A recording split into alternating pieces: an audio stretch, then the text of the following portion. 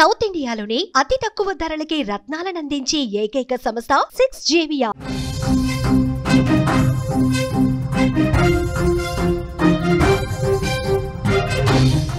Breaking news చూస్తున్నాం. తెలంగాణలో పేద రోగులకు షాక్ తగలబోతోంది. నేటి అర్ధరాత్రి నుంచి ఆరోగ్యశ్రీ సేవలు బంద్ కాబోతున్నాయి. ప్రైవేట్ ఆసుపత్రుల్లో ఆరోగ్యశ్రీ నిలిచిపోనుంది. బకాయిలను ప్రభుత్వం చెల్లించకపోవడంతో సేవలు నిలిపివేస్తున్నట్లు తనహా ప్రకటించింది. 1400 కోట్ల రూపాయల బకాయిలు ఉన్నట్టు తనహా పేర్కొంది. బంద్ పిలుపుతో 100 కోట్ల రూపాయలు విడుదలకు సంబంధించినటువంటి ప్రక్రియ జరిగింది. అయితే బంద్ కొనసాగింపుపై ప్రస్తుతం భిన్నాభిప్రాయాలు వ్యక్తమవుతున్నాయి. పేద ప్రజల ఆరోగ్యానికి అండగా నిలిచే ఆరోగ్యశ్రీ సేవలు త్వరలో నిలిచిపోనున్నాయి. సెప్టెంబర్ 16వ తేదీ అర్ధరాత్రి నుంచి ప్రైవేటు ఆసుపత్రుల్లో ఆరోగ్యశ్రీ సేవలు నిలిపివేయబోతున్నట్టు ఆరోగ్యశ్రీ నెట్వర్క్ హాస్పిటల్స్ అసోసియేషన్ తనహా ప్రకటించింది. దీనికి కారణం ప్రభుత్వం ఆరోగ్యశ్రీ బకాయిలు చెల్లించకపోవటమే. గతంలో బకాయిల చెల్లింపు గురించి ప్రభుత్వం హామీ ఇచ్చినా అది మాత్రం అమల్లోకి రాలేదు. దీనివల్ల ఆసుపత్రులపై ఆర్థిక భారం పడుతుందని, అందుకే సమస్య పరిష్కారం కోసం ఆరోగ్యశ్రీ సేవలు నిలిపివేయబోతున్నట్టు ప్రకటించారు. ప్రభుత్వం నుంచి 1400 కోట్ల రూపాయల బకాయిలు రావాల్సి ఉన్నట్టు ప్రైవేట్ నెట్వర్క్ హాస్పిటల్స్ అసోసియేషన్ తనహా తెలిపింది. అయితే ఈ బిల్లులు చెల్లించడంతో రాష్ట్ర ప్రభుత్వం ఆలస్యం చేస్తోందని ఆసుపత్రుల యాజమాన్యాలు తెలియజేస్తా ఉన్నాయి.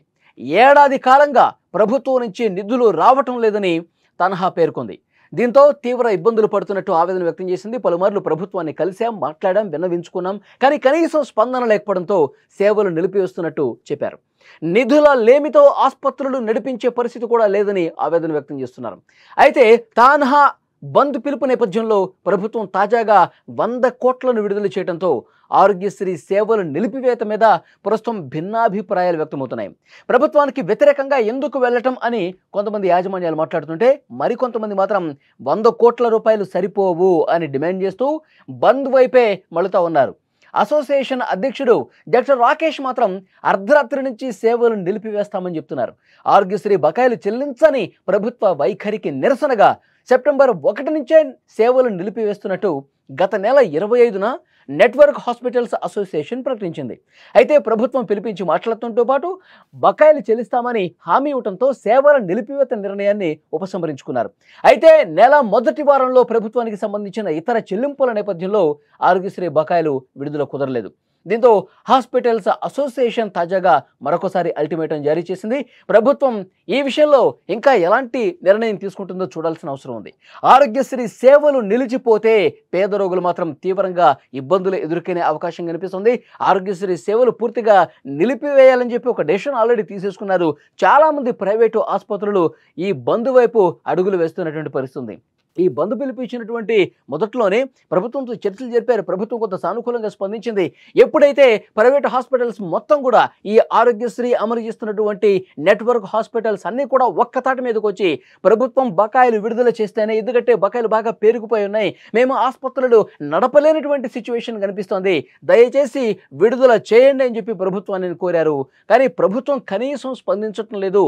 ఇప్పుడు హడావుడిగా మేము బంద్ ప్రకటించిన తర్వాత కేవలం 100 కోట్ల రూపాయలు మాత్రం విడుదల చేశారు. ఉన్న బకాయిలు మాత్రం 1400 కోట్ల రూపాయల బకాయిలు ఉన్నాయి. కానీ కేవలం 100 కోట్ల రూపాయలు ప్రకటించి 100 కోట్ల రూపాయలు విడుదల చేసి దాన్ని పూర్తిగా ఇంకా ఈ 1400ని 100 కోట్ల రూపాయలు ఇస్తే మిగతా 1300 కోట్ల రూపాయలు ఎప్పుడు విడుదల చేస్తారు? ఇప్పుడు కనుక మేము బంద్ చేయకపోతే, ఇప్పుడు కనుక మేము ప్రభుత్వం మీద నిరసన వ్యక్తం చేయకపోతే ఇంకొక సంవత్సరం వరకు కూడా ఈ బకాయిలు ఇదే విధంగా ఉంటాయి. మొన్ననే కదా 100 కోట్ల రూపాయలు విడుదల చేశామని చెప్తారు.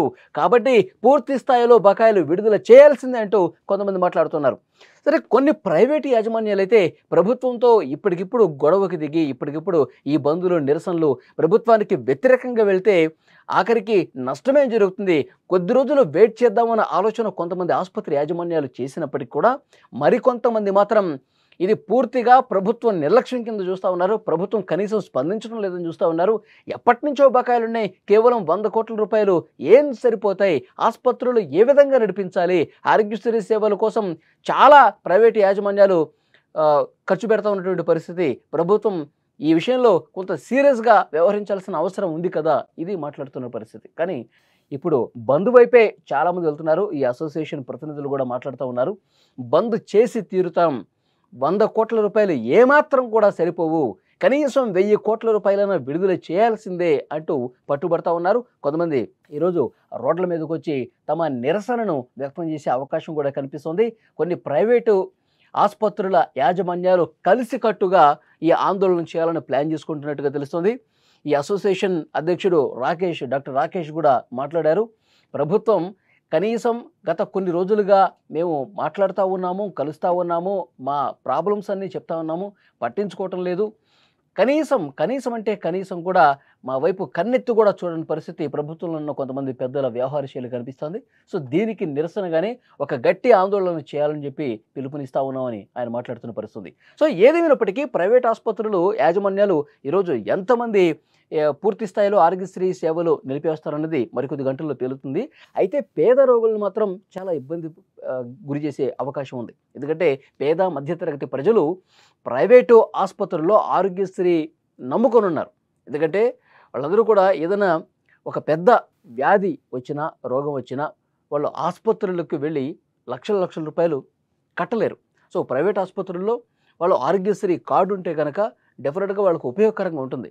చాలామంది ప్రైవేట్ ఆసుపత్రుల్లో ఆరోగ్యశ్రీ కార్డును ఉపయోగించుకుని పేద మధ్యతరగతి ప్రజలు చికిత్స తీసుకుంటున్నారు. ఒక మంచి కార్యక్రమం, ఒక మంచి ప్రభుత్వం అందించే వైద్య సేవ ఇది కనుక నిలిచిపోతే చాలామంది ఇప్పుడు వీళ్ళు ఆందోళన చేయటమే కాదు, పేదలు మధ్యతరగతి ప్రజలు కూడా రోడ్ల మీదకి వచ్చి ఆందోళన చేసే పరిస్థితి ఉంటుంది. ప్రైవేట్ యాజమాన్యాలు ఈ కార్డుని తిరస్కరిస్తే వాళ్ళు రోడ్డును పడే అవకాశం ఉంటుంది. ఆస్తులు అమ్ముకొని ఆసుపత్రుల్లో చూపించుకోవాలనేటువంటి పరిస్థితి ఉంటుంది. సో డెఫినెట్గా ప్రభుత్వం దీని మీద సీరియస్గా ఆలోచించాల్సిన అవసరం ఉంది. ఎవరైతే కొంతమంది ప్రైవేటు యాజమాన్యాలు ఈ బంద్ చేసే ఉద్దేశంతో ఉన్నారో వాళ్ళని మళ్ళొక్కసారి పిలిపించి మాట్లాడి ఈ బంద్ను విరమించే విధంగా, ఈ నిరసనను పూర్తిగా విరమించుకునే విధంగా మీరు బకాయిలు ఇంకా ఎక్కువ మోతాదులో విడుదల చేస్తారా, లేదంటే వాళ్ళకు మళ్ళీ ఒక బలమైనటువంటి హామీ ఇచ్చి ఈ ఆందోళన విరమిస్తారన్నది ప్రభుత్వం తప్పకుండా దీని మీద దృష్టి పెట్టాల్సినటువంటి అవసరం అయితే కనిపిస్తోంది.